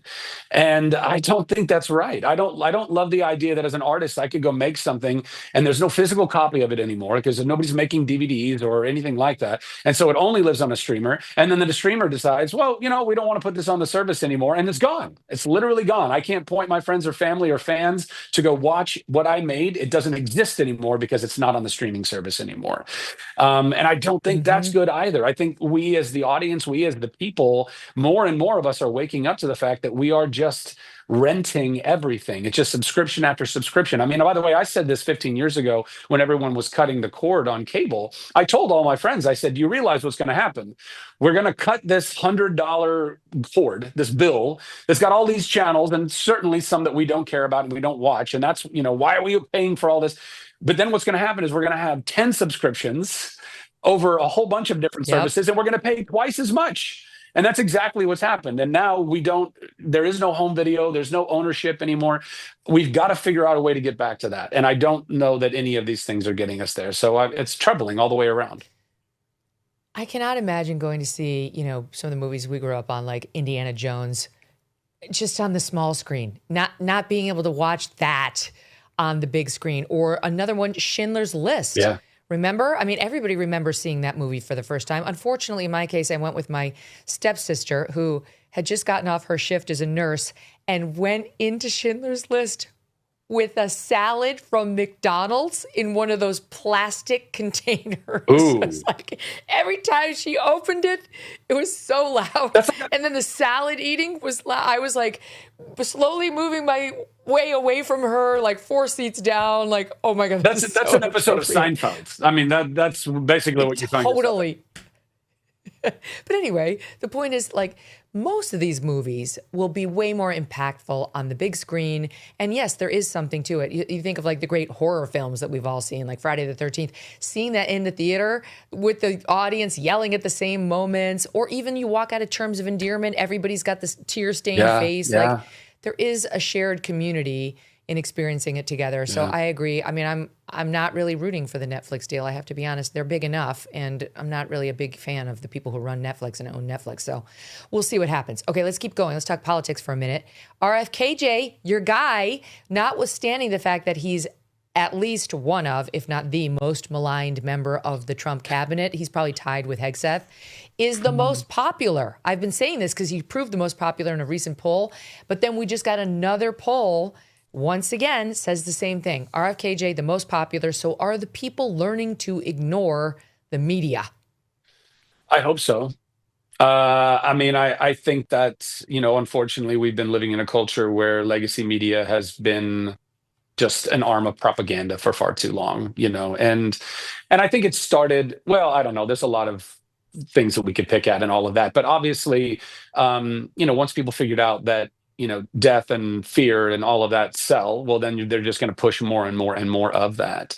And I do think that, unfortunately, we have massive just financial interest in this when legacy media is in large part financed by the pharmaceutical industries. They have a vested interest in making more money. And so they are going to do everything they can to make sure, lean on these news industries to, entities and outlets to malign somebody like Robert F. Kennedy Jr., who I know personally, and he is a wonderful human being. And he's not a perfect human being. None of the people in any of the political spectrum are perfect human beings. So first of all, we need to let that go, right? We're not trying to vote for or support people because they are perfect. We're trying to understand, are they actually trying to do the work to make this country healthier, better, bring us back into alignment, bring us back into understanding each other? And I believe that Bobby has been doing that from day one. I mean, clearly he's been doing it for a really long time because he was beloved in the Democratic Party. He was beloved by people who are more liberally leaning for a really long time. And then because he wouldn't toe these very ridiculous, woke is used now in so many different ways, but, kind of woke ways, then he couldn't be the Democratic nominee, and therefore they had to besmirch and smear him every chance they could. But listen, more and more data continues to come out about vaccines, about our food, about agriculture, about pesticides, and I know that he's doing everything that he can, everything within his power to fight for us, for the American people. And I hope that more and more people are willing to just look beyond the the propaganda, because that's what it is. We have been propagandized on every side, right? I don't think that this is exclusively something that happens in legacy media on the left. I think that there is even legacy media on the right that chooses to use stories or factoids or data points that are, salacious and trying to Well, listen, rile I us can tell up. you this for a fact, having been in right-wing media and left-wing media, they are all slaves to Pfizer. They're all slaves to Pfizer. And once you realize how powerful the drug companies are, it explains a lot of the negativity you hear about Bobby Kennedy. That's right. Stand by. I got to take a quick break, but pick it up on the back end, Zach. Don't go anywhere. Okay. The holidays are here, which means family time, great food, lots of travel, and of course, a few too many germs. That is why I love All Family Pharmacy. They make it simple to stay healthy and prepared. Just go to allfamilypharmacy.com/Megyn, place your order online, and then a licensed physician will review it, provide a prescription if necessary, and once it is approved, your medication ships right to your door, fast and secure. Whether you are looking for ivermectin, antibiotics, or your everyday maintenance medications, they've got you covered. And right now you can save 10% with code MEGAN10 at checkout. So while you focus on family, good food, and everything that makes this season special, let All Family Pharmacy handle the rest. Visit allfamilypharmacy.com/Megyn today. And remember to use code MEGAN10 to stay healthy, happy, and ready for the holidays. Allfamilypharmacy.com/Megyn today. Code MEGAN10 for 10% off at checkout. So, Zach, we were talking about RFKJ, and one of the things he did this week that he's taking flack for, but not from anyone reasonable, is they're trying to remove Hep B from the list of recommended day one baby vaccinations, saying if you want to get it done, you should, but we're only recommending it for mothers who are Hep B positive or for mothers who don't know and might be Hep B positive, because it's a sexually transmitted disease or something you get through IV drug use. And most babies do not need any of these vaccines until they become more, into the teenage years and potentially sexually active, or drugs and so on. Anyway, that doesn't happen for a newborn baby in virtually any case. So what do you make of it? I think it's long overdue. I think that it's really, really tragic what's happened in this world in the medical industry, one that of all industries we would imagine or we would assume these people having taken Hippocratic oaths to do no harm, right, under any circumstances, to not deceive that might lead to harm, that money has become the only objective. It's just make money at any price, whether that's the cost of human life or our own health. The fact that Hep B vaccines have been forced on babies day one, freshly out of the womb, when mothers take a blood test, they know if a mother has Hep B or not. This was all predicated upon, by the way. There was the study that was done that, the advocates for the Hep B vaccine point to, and this data that says, well, but, there's this amount of mothers who, even after testing, still contracted Hep B. And so therefore, we just need to cover all of our bases to make sure that babies are given this vaccine. That study was done on prison inmates. That study was done with women who were essentially practicing things that would put themselves in harm's way, that would make them susceptible to getting Hep B, even after being tested for Hep B. That is where that data came from. That is not the normal. That is not the average. That is cherry picking a very small amount of data, then applying it to the general populace, and then saying, well, see, this is what happens. We don't know, so we should probably just give every child a Hep B vaccine. It's ludicrous. It is absolutely insane that we're doing this. More than that, Bobby, not too long ago, he did a press conference where he showed the data that, by the way, I knew for a really long time.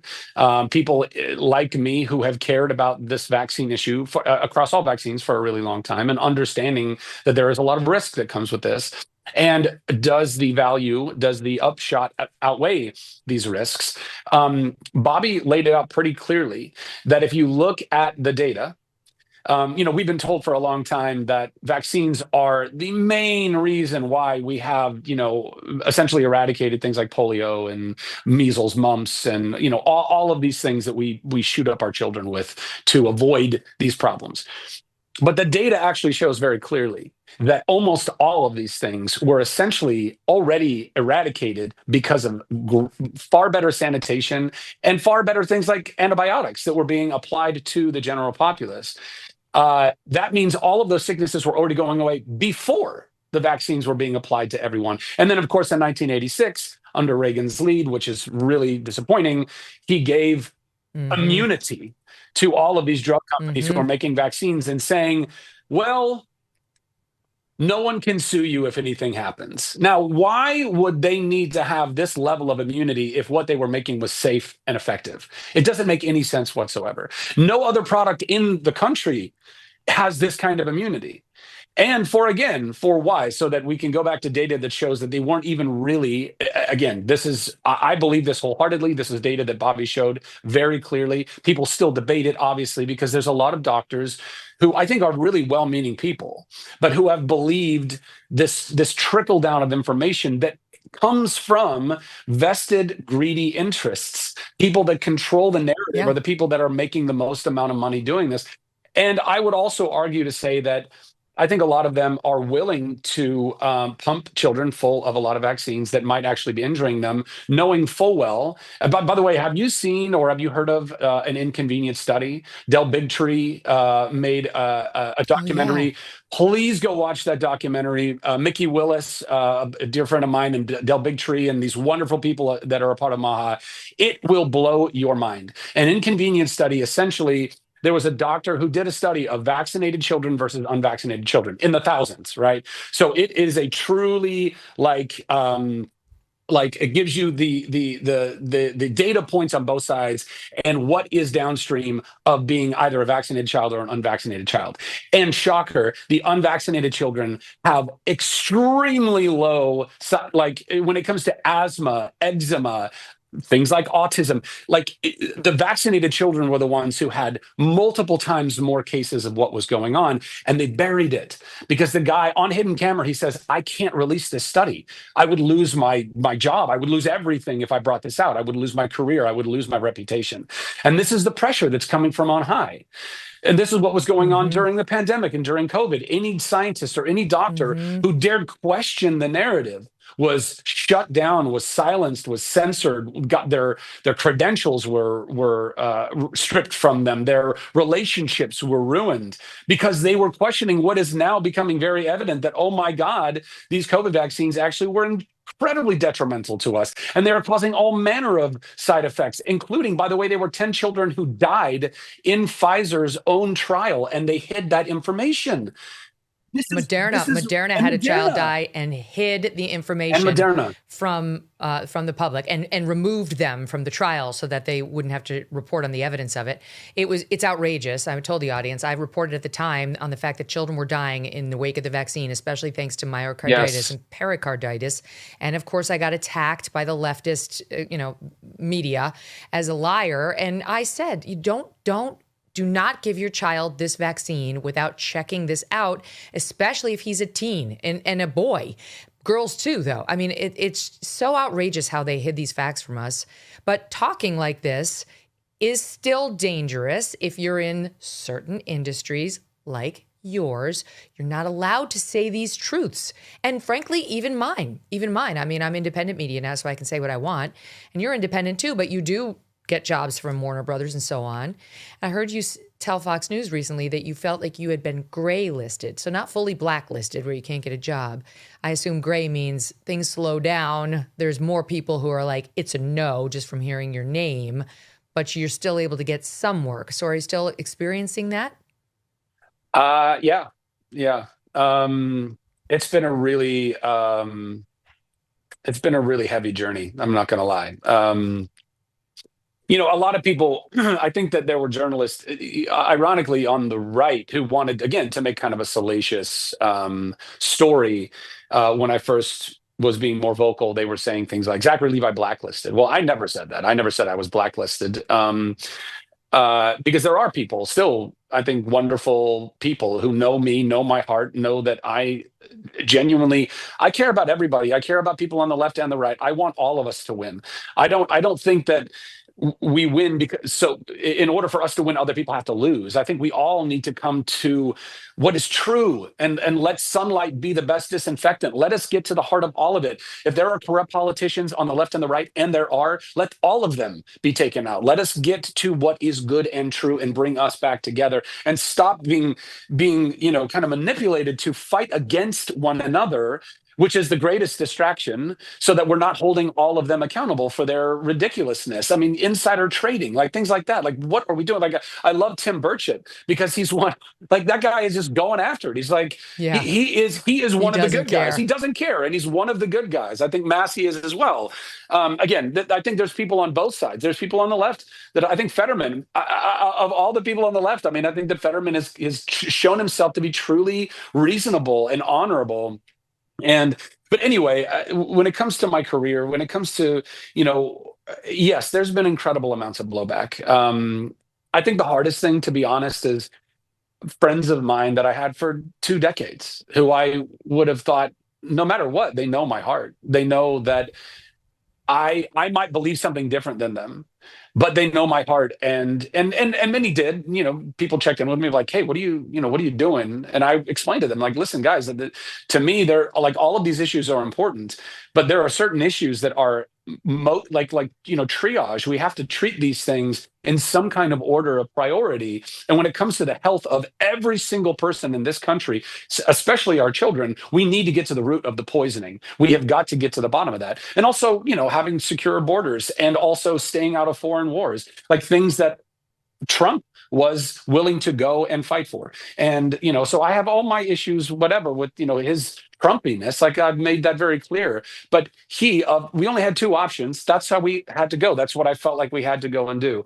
And some people understood that, and a lot of people just simply did not. And they have ghosted me. They are not my friends anymore. And it has broken my heart, but I still love them. I still pray for them.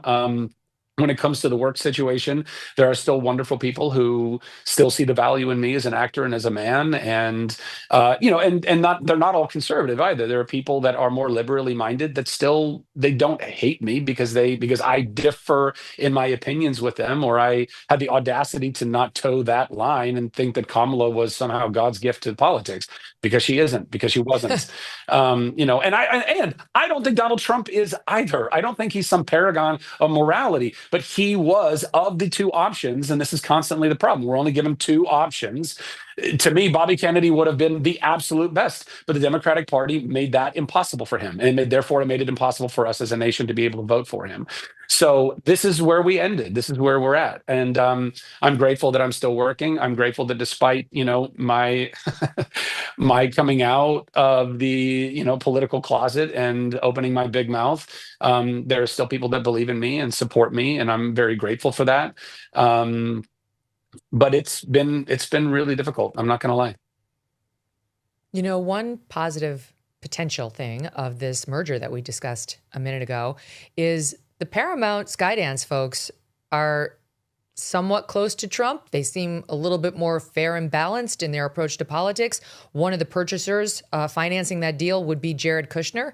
So I do wonder if they get Warner Brothers, whether that's more optimistic, that's more hopeful for people. I know you're not a conservative, but for people who are just not rabid leftists who want to work in Hollywood, maybe Warner Brothers could be the studio that still at least says, we'll employ you no matter what your politics. We really just care about whether you can act, like it used to be, or like at least it should be. I hope that happens. And I love watching you on screen, Zach. Good luck with it. Thanks for being here. Everybody should go see Not Without Hope. See it in the theater. Get your popcorn. Get your snow caps. It's probably my candy of choice. Interesting. Right? Old school. Like, you need chocolate with the popcorn. What would you go for? Listen, I think that's a fair mix. I would do some popcorn and some Raisinets, actually, or some Goobers. Yes. I think a goober, you want the sweet and the savory. I mean, classic. that's a good mix. But sometimes I just go popcorn and like a big soda. That gives me my sweet and savory. I'm good with that. Yep. Either way, you're going to love the movie, Not Without Hope. But yeah, go for it. Treat yourself. That's the joy of the movie theater experience. Zach, all the best. Thanks for being here. Thanks, Megyn. Great seeing you as always. Have a great day. You too. All right. And we are back tomorrow with Andrew Klavan. And with Andrew Klavan, I'm going to break a little news with you guys about the Golden Globes and us. Okay, so there's a little tease for you.